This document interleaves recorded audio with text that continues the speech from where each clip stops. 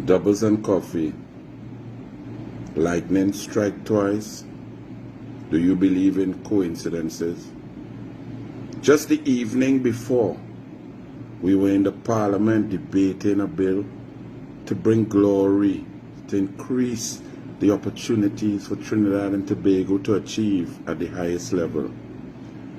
We were speaking as a government led by a Prime Minister who loves sport, who loves Trinidad and Tobago, who loves to give support to those who sacrifice for this nation.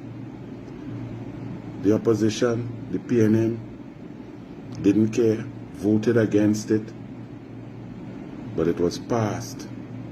While we were debating the merits and the power of sport, the beauty of sport, the economics of sport, the passion of sport, the respect for international athletes and their training and their sacrifices, Keshorn Walcott and Jereem Richards were asleep, nervously sleeping and waking, preparing for their finals.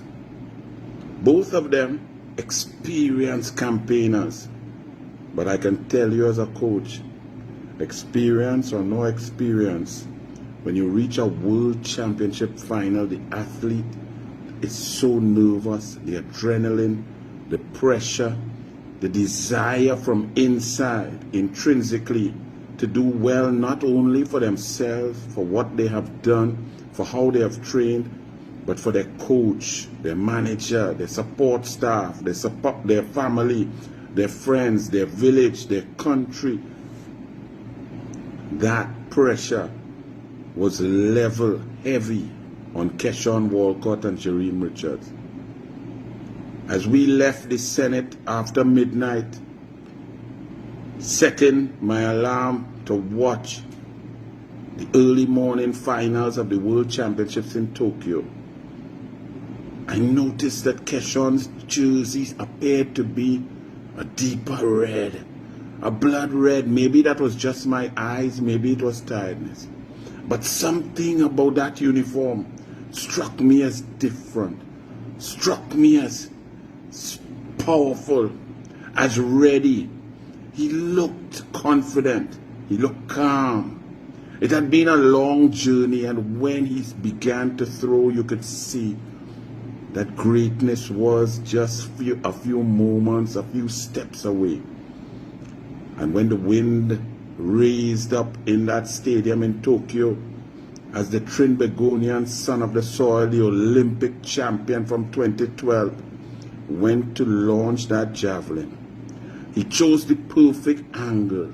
He released at the perfect time.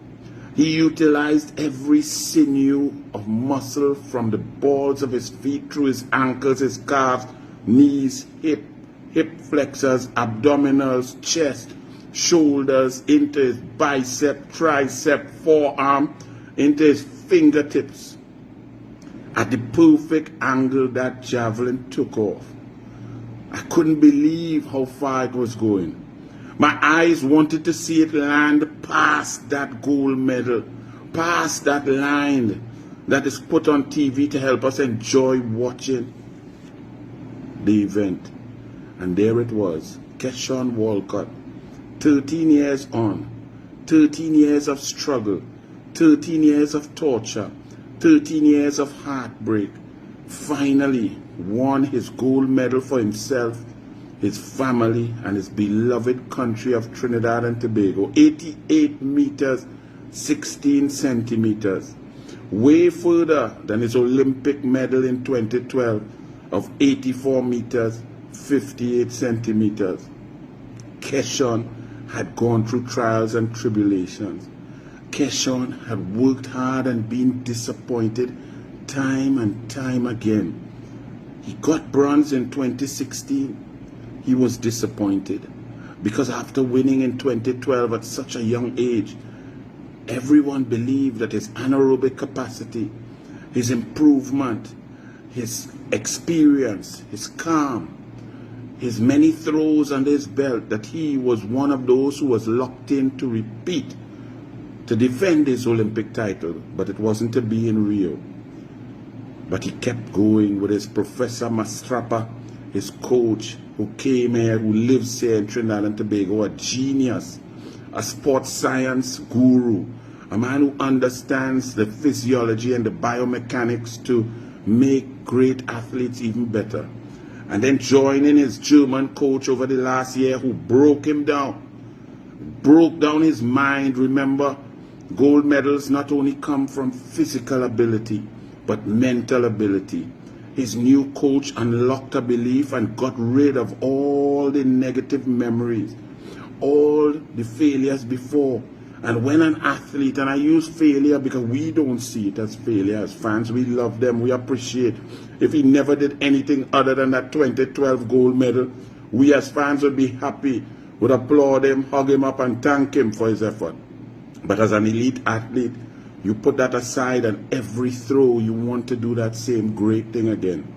And when you don't achieve it, they see it as failure. But Keshorn never gave up. He didn't think about quitting. He didn't think about hanging up his javelin and hanging up his throwing boots. He kept going. And he brought glory for himself and his country. I must say that I felt that sense of pride, a little extra, because it brought me back to the days of 2012 when I met his manager, Sean Roach, and like it's customary in Trinidad and Tobago, administrators torturing and not helping, not assisting our athletes, somehow playing games and playing power moves on top of athletes. And Keshorn Walcott, a junior athlete, could not get a javelin to practice, to train. The entry were not allowing him to utilize the real javelin, the correct weight, the correct symmetry, the correct angles, the correct length. And when Sean Roach, his manager, who is still his manager now, came to me, I said, well, as a coach, I can't accept that. I called the permanent secretary and I said, whatever you have to do, get 2 javelins for this young man to train. He's going to represent our country, and I cannot fathom him throwing some heavy iron object that does not represent what he's going to do in the competition. The permanent secretary and the ministry, you, the taxpayers, bought 2 javelins for Keshorn Walcott. I presented them to him in June 2012. He went on to win the junior world gold medal. And 2 months later, he threw Trinidad and Tobago into the history books with Olympic gold and glory. So seeing Keshorn, an older man, a bigger man, a man who had learned, who was scarred from pain and failure, come out and win gold, and to look at him and listen to him and hear the joy, the passion, the pride that he felt in bringing gold and glory to Trinidad and Tobago, I couldn't even speak. Imagine the Douglas couldn't even speak.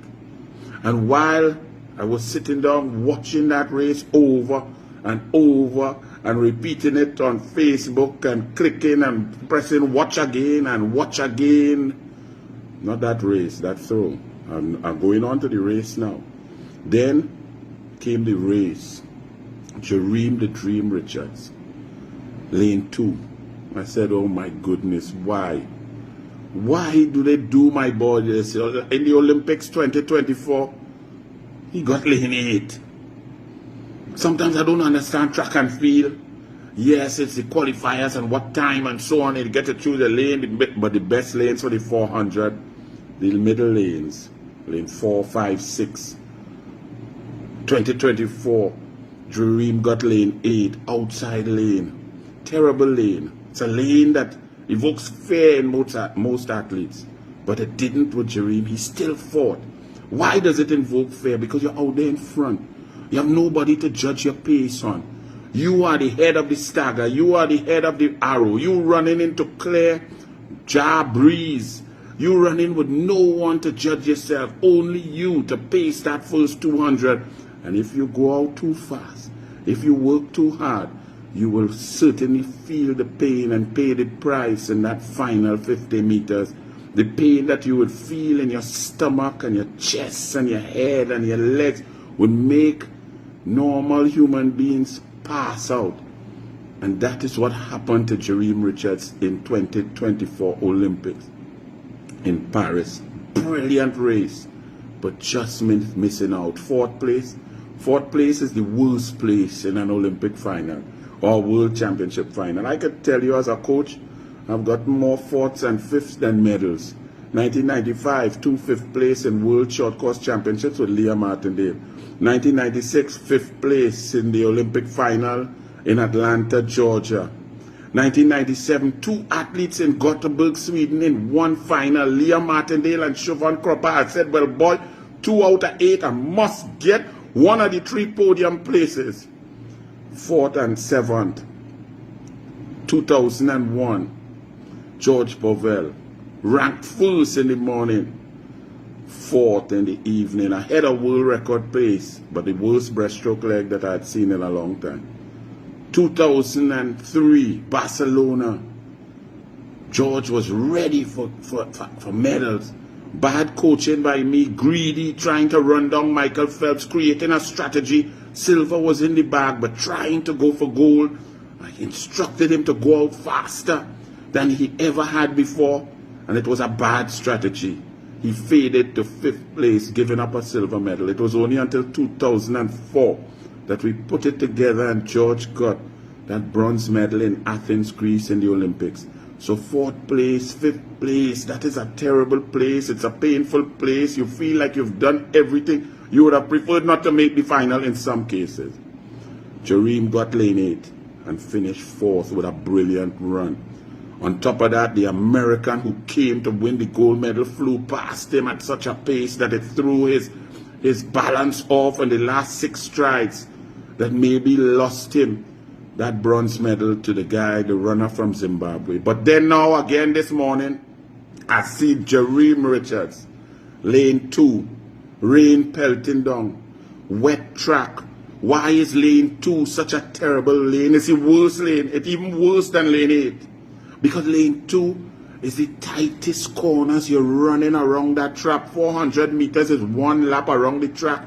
The track in the middle, the angles of the curves are sharper. So you're running, and you're running with G-forces like you're going to fall down. You have to fight against your own speed. So you're utilizing energy just to stay in the lane and to keep flowing. It's not as simple as in the middle, the lane 4, the lane 5, where the turns, the curves are gradual and you can run smoothly upright for a longer period. Jereem Richards, when I looked at his face though, he didn't let that bother him. You couldn't see negativity on his face. Go back and watch the video. I've watched it 25 times. You could see something in him that said, not this time. This time, no matter what, no excuse, no negativity, no thoughts of failure. Jereem looked confident. He looked blistering form. He looked ripped. And one must understand that that is a great mental effort. Because truth be told, in the first round and the semi-final, the men who beat him quite easily. And one would think that that would weigh on the mind of the athlete. How can I beat them fellas? They look so good. But it really was that Jereem Richards was pacing himself perfectly. But while you pace yourself perfectly, you still have to know that men reach before you. Men finish in front of you. Jereem Richards went off in that race at a perfect pace. If you look at it, he looked totally controlled. But he used the advantage of the lane 2 in that all the runners were in front of him. He was now the back of the stagger. His first 200 was controlled. You could see him. Some of you may have thought he is out of this race. I looked and I said, great pacing. He flew around the 200 and started to accelerate. His movement and his speed from 225 up to 310 meters was incredible. He picked up the stagger on all of the athletes but one. But the Botswanan athlete, he turned with 80 meters to go and he was in silver medal position clear. He maintained his form, the pain hit him and he knew this was it. He was getting up on the podium. He got the silver medal for Trinidad and Tobago, ripped off his number and showed that with pride because of all the sacrifice he did for his country. Keshorn Walcott, Jereem Richards, blessings. Thank you. Thank you. God bless.